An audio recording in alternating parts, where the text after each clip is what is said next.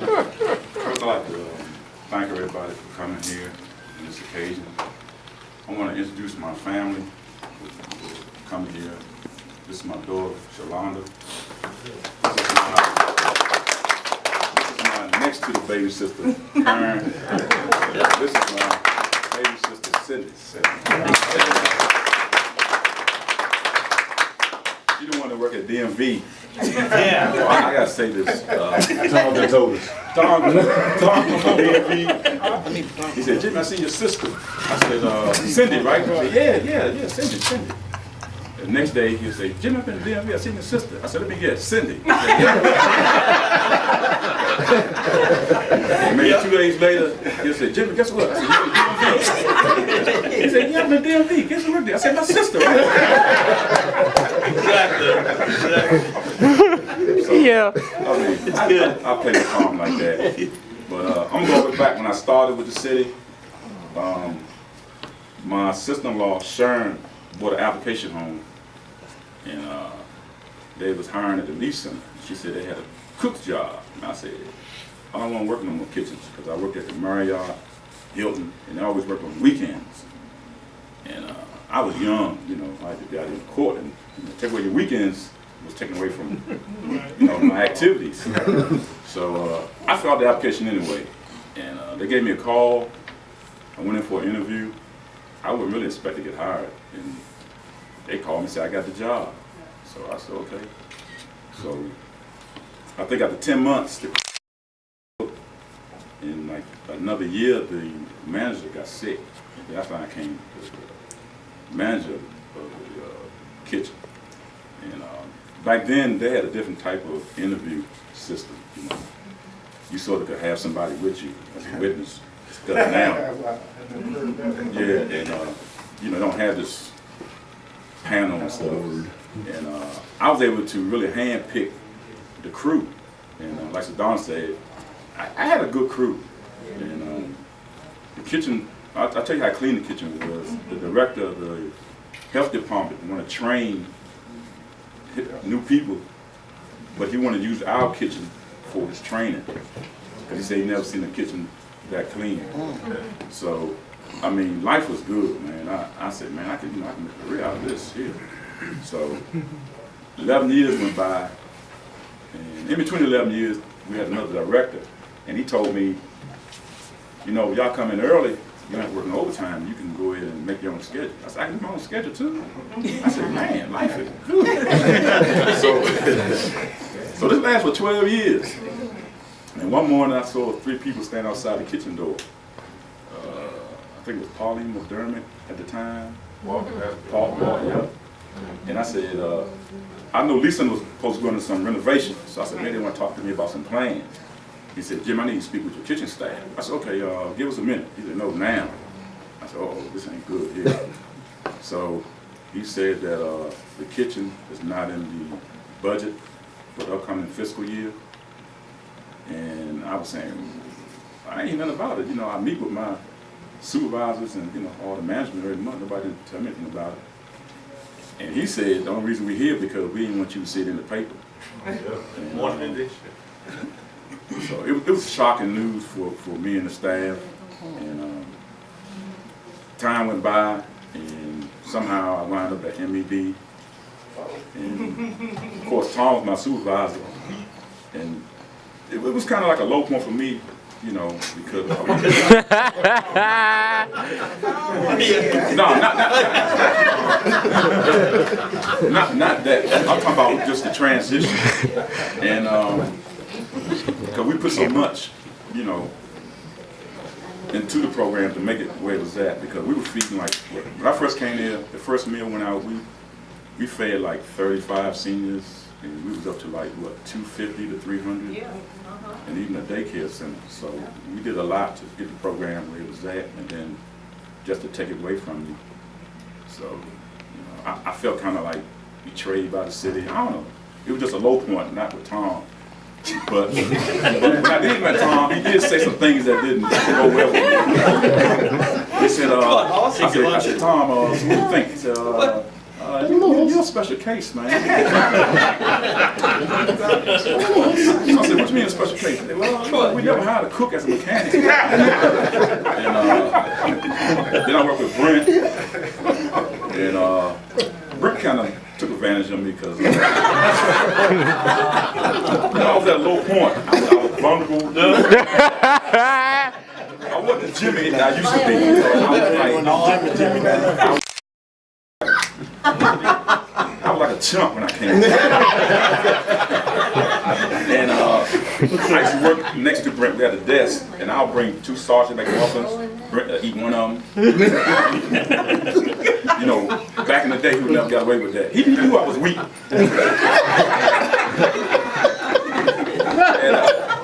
And I have a Sprite soda.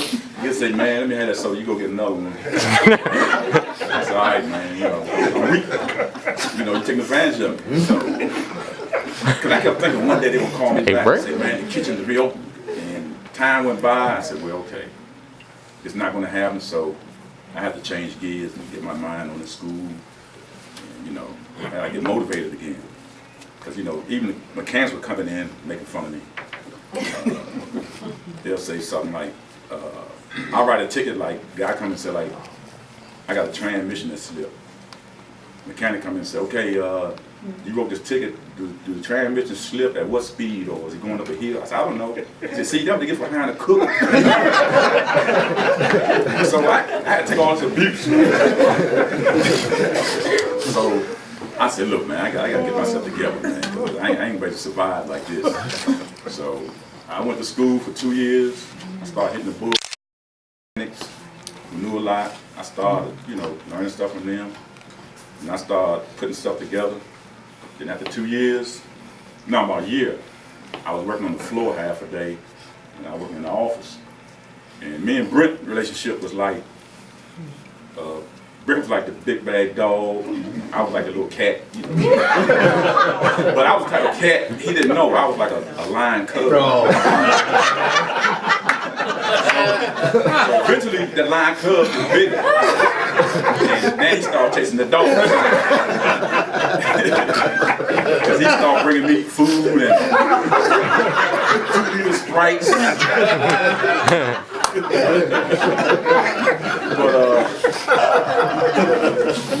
But I started, you know, I had a lot of initiative when I came. You know, I said, man, I'm gonna make this thing work. And God has shown me a lot of favor, especially when I started and wound up being the manager. And he showed me a lot of favor with mechanics because at one point, Wayne was in charge. And Wayne said, man, I need somebody to be in charge of the mechanics when I'm off on Fridays.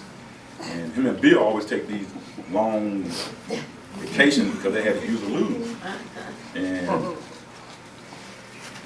he said, I need somebody I can trust. Well, you know, all the mechanics, the senior mechanics, they're walking around like, yeah, you know, I got this spot. I was just sitting back there minding my business. So Wayne said, I knew what I want. I want to cook. And I said, oh, Lord.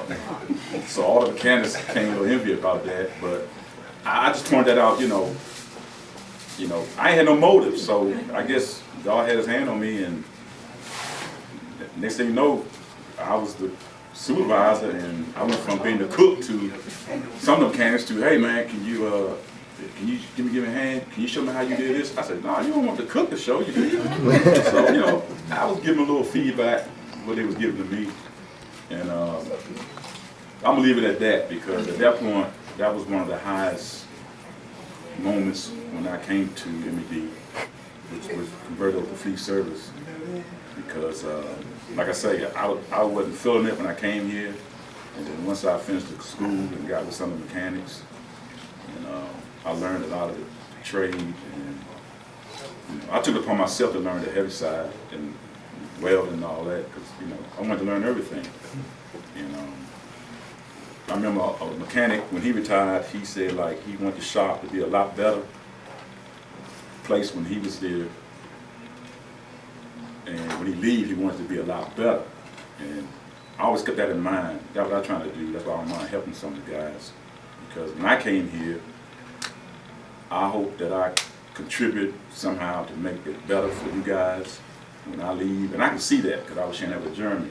You know, y'all one of the best group that I've been involved with. Because I've seen about 3 different groups of mechanics. And, you know, y'all spirit, y'all attitude is good. You know, we don't have none of that, you know, little cliquish stuff, backbiting, you know. I mean, we ain't perfect, but we'll get better. And I want to make one comment about this treadmill situation. You know, me and Rob started out with a routine. You know, we were doing some heavy workout. Antoine, the type Brent always put on the pedestal. Now, don't get me wrong, Antoine is a good ball player. I played against him at my old age. And I felt good because I can hang. I can't beat the man one-on-one, I'll tell you that. But he did it on purpose because they know my type of spirit. I've been like that all my life. Voice done changed and everything. It's really bothering. And then I heard something screaming, like, what the hell? And I know he put the thing, nobody never done this. You don't put the treadmill on 12. You know, that's just something you don't do. 5 and 6 is, for a good athlete, is good. Yeah. This man went beyond 12. And he knew he was going to get my attention. Because I felt like I was violent. I thought, Rob, this is our house, man. So Rob said, yeah. He agitated. Yeah, Jimmy. I got on there and said, Rob, do me a favor. When I get to 12, make sure you break it down quick. So Antoine was, I mean, he was handling the 12. I give him his props. I got on it. Man, that 12, I thought everything was coming out of me. And when I told him to turn it down, he was laughing. And it was an old guy behind me. I said, Rob, I come off here, I'm going to wipe this guy out. And I probably... So... That's how that started. Brent used to be there with us too. We all started out in his clown suit. And, I'm not gonna get to that.